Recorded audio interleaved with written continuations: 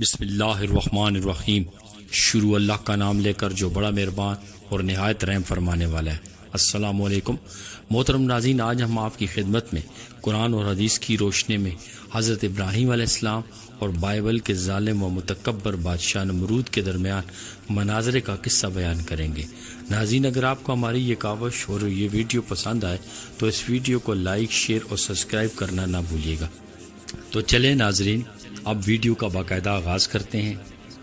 حضرت ابراہیم علیہ السلام 40 دن تک آگ میں رہنے کے بعد جب حکم الہی سے زندہ سلامت و آشاش بشاش آگ سے باہر آئے تو اسی روز سیدنا حضرت ابراہیم علیہ السلام کا ایک ایسے شخص کے ساتھ مناظرہ ہوا جو عظمت و کبریائی کی چادر اللہ سے چھیننا چاہتا تھا، جو اپنے رب ہونے کا مدعی تھا، حالانکہ وہ دوسرے بندوں کی طرح ایک بے بس سا بندہ تھا جس کا نام نمرود تھا۔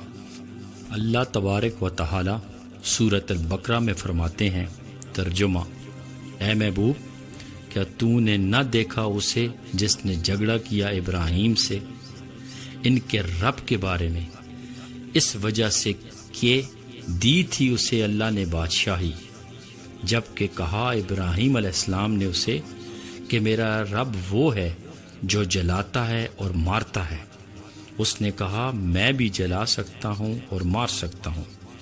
ابراہیم علیہ السلام نے فرمایا اللہ تعالی نکالتا ہے سورج کو مشرق سے تو تو نکال لا اسے مغرب سے۔ یہ سن کر ہوش اڑ گئے اس کافر کے، اور اللہ تعالی ہدایت نہیں دیتا ظالم قوم کو۔ اللہ تعالی حضرت ابراہیم علیہ السلام کے ایک مناظرے کا ذکر فرما رہے ہیں جو آپ نے ایک جابر، سرکش، مدعی ربوبیت بادشاہ کے ساتھ کیا تھا۔ حضرت ابراہیم علیہ السلام نے اس کی دلیل کو باطل فرما دیا تھا اور اس پر یہ حقیقت واضح کر دی تھی کہ تو جاہل، مطلق، کم عقل اور پرلے درجے کا بے وقوف ہے۔ آپ نے اس سرکش کے منہ میں حجت ربانی کی لگام دی اور اس پر رائے مستقیم روشن و ظاہر کر دی۔ حضرت مجاہد اور دیگر علماء یہ بھی فرماتے ہیں کہ نمرود دنیا کے بادشاہوں میں سے ایک بادشاہ تھا۔ جن بادشاہوں نے اپنے اپنے وقت میں پوری دنیا پر بادشاہی کی، ان کی تعداد 4 بتائی جاتی ہے۔ ان میں سے 2 مسلمان اور 2 کافر تھے۔ حضرت ذوالقرنین اور حضرت سلیمان علیہ السلام مومن تھے اور نمرود اور بخت نصر کافر تھے۔ ان علماء کرام نے یہ بھی فرمایا ہے کہ نمرود نے 400 سال تک حکومت کی۔ وہ بہت باغی، سرکش، جابر اور انات پرست حکمران تھا۔ اس کی تمام کاوشوں کا مرکز و محور دنیاوی عیش و عشرت تھا۔ جب حضرت ابراہیم علیہ السلام نے خدائے وحدہ لا شریک کی عبادت کی اسے دعوت دی تو جہالت، گمراہی اور امیدواروں کی طوالت نے اسے اللہ کے انکار پر ابھارا۔ وہ حضرت ابراہیم علیہ السلام سے جھگڑنے لگا اور اس نے دعویٰ کیا کہ صرف میں ہی پروردگار ہوں، میرے سوا کوئی رب نہیں۔ جب حضرت ابراہیم علیہ السلام نے فرمایا رب الذی یحیی و یمیت قال ان احیی و امیت، سورہ بقرہ، ترجمہ: میرا رب وہ ہے جو جلاتا ہے اور مارتا ہے، تو اس نے کہا میں بھی جلا سکتا ہوں اور مار سکتا ہوں۔ آگے فرمایا گیا ہے قال ابراہیم فإن اللہ یاتی بالشمس من مشرق فات بہا من المغرب، ترجمہ: ابراہیم علیہ السلام نے فرمایا اللہ تعالیٰ نکالتا ہے سورج کو مشرق سے تو نکال لائے اسے مغرب سے، یعنی یہ سورج روزانہ ایک نظام کی پابندی کرتا ہے۔ مشرق سے طلوع ہوتا ہے جیسا کہ اس کے خالق، اس کے چلانے والے اور اس کے مالک کی مشیت اور ارادہ ہوتا ہے، اور اس کا مالک اور چلانے والا وہ ہے جو ہر چیز کا خالق ہے، جس کے سوا کوئی عبادت کے لائق نہیں۔ اگر تو سمجھتا ہے کہ تو موت اور زندگی کا مالک ہے تو پھر اس سورج کو مغرب سے طلوع کر کے دکھا، کیونکہ جو موت اور زندگی کا مالک ہے وہ تو جو چاہے کر سکتا ہے، نہ کوئی اس کو روک سکتا ہے۔ اور نہ مغلوب کر سکتا ہے، بلکہ وہ ہر چیز پر غالب ہے اور ہر چیز اس کی معیشت کی پابند ہے۔ اگر تو بھی کامل قدرت و سطویت کا دعوے دار ہے تو یہ مطالبہ پورا کر دکھا، اور اگر سورج کو مغرب سے طلوع نہ کر سکے تو یقیناً تو ایسا نہیں جیسا تو گمان رکھتا ہے۔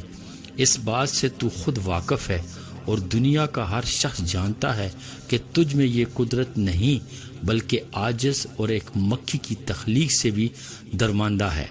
حضرت ابراہیم علیہ السلام نے نمرود کی گمراہی، جہالت اور جھوٹے دعوے کو کھول کر بیان فرمایا اور اس بات کو ظاہر کر دیا کہ اس کا مسلک باطل ہے، اور وہ اپنے جاہل قوم کے سامنے فخر کرتا ہے اور انہیں دھوکہ دیتا ہے۔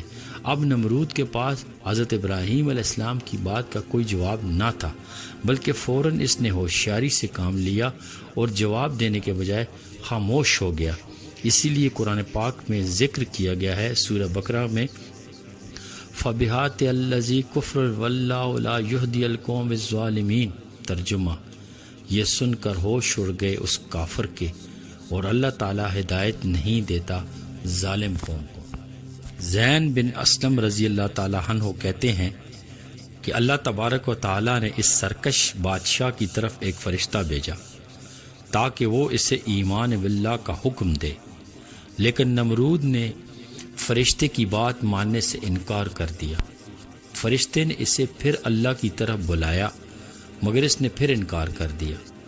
فرشتے نے تیسری طرف دعوت دی لیکن وہ پھر بھی نہ مانا۔ تب فرشتے نے کہا تو اپنا لشکر جمع کر لے اور میں اپنا لشکر جمع کرتا ہوں۔ نمرود نے سورج کے طلوع ہوتے ہی اپنا لشکر اور جماعت کو اکٹھا کر لیا۔ اللہ تبارک و تعالیٰ نے مچھروں کا ایک لشکر جرار بھیجا کہ سورج نظر ہی نہ آتا تھا اور اسے ان کافروں پر مسلط کر دیا۔ مچھروں کی اس فوج نے ان کے گوشت کاٹ کھائے اور خون پی ڈالے۔